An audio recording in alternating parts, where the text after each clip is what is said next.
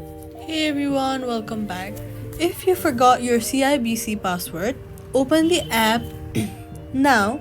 On the login screen, tap Having trouble logging in and then Forgot password.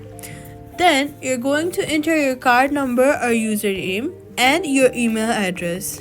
Once you're done, click continue. And then what you're gonna do is verify your identity using the security steps shown on the screen.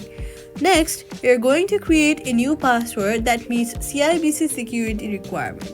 Confirm the new password. Before confirming, make sure that you remember your password, but it is very unique and not easily guessable at the same time, so people won't have access to your privacy. Then, confirm the new password and return to the login screen. Log in using your updated password to regain access, to enable Face ID or and that's it. Subscribe for more quick